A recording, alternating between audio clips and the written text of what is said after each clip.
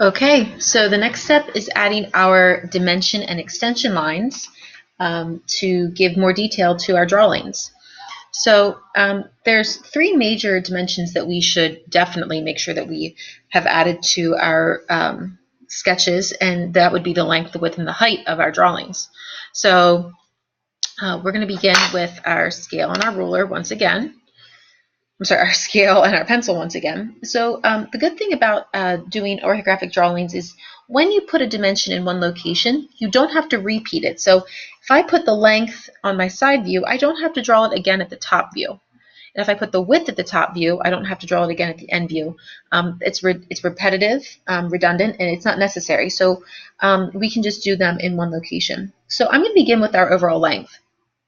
So extension lines will extend out from a certain area so we know where our dimensions actually are occurring. So basically saying from left to right, this is how long something is for our length as an example. So an extension line would extend out from the end. So I'm going to leave a little bit of space and extend up. And I'll do the same thing at this end. So from end to front, I will have two lines that extend out.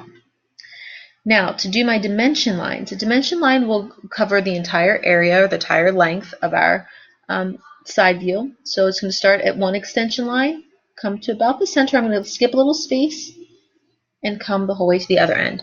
And dimension lines have arrows added to them. So I'm going to add the ends of my lines some arrows. Now, in the center here is where I need to say that what the actual length is, and we're going to do the true length, not what I would actually measure with a ruler or a scale here. So I know that my overall length should be 9 inches, and what I can do to make sure I know what these are is actually count my blocks, because this is half scale. So if I count, I've got 1, 2, 3, 4, 5, 6, 7, 8, 9, 10, 11, 12, 13, 14, 15, 16, 17, 18, and this is half scale, so half of 18 is 9 inches. So that is the length, the true length of my boat, so 9 with an inch mark. So now I'm going to do my width, how wide my boat is, and I believe I'm going to actually add this to my end view area because I have some space over here to do so.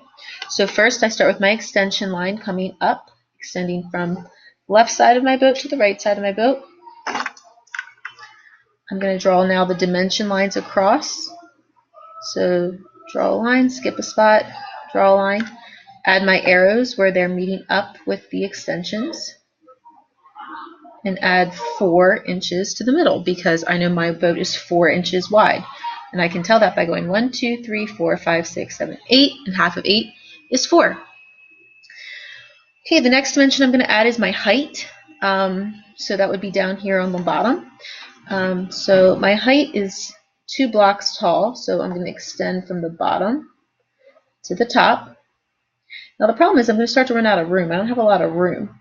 And if I tried to draw my dimension lines inside these two lines, it'd be really hard to see what the actual measurement is. So dimension lines we can also put outside of extension lines. So I'm going to draw my outside, and I'll put my measurement of 1 inch on the inside. Now, I've got a lot more dimensions than just these three. I also need to show the depth of how deep this cutout's going to be. So that would be a vertical dimension I could add back here. I need to show how long the length of this cutout, and I could show that up here.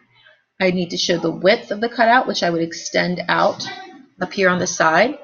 I should show the depth and the width of this back area cutout, as well as this area of my cutout here. So I would need to add a bunch more dimensions throughout here, and you can become really specific with your dimensions as you go. So these are the 3 basic ones to get you started, and then you'll need to continue adding your dimensions to anywhere else on your boat that you'll have some cutouts or measurements needed.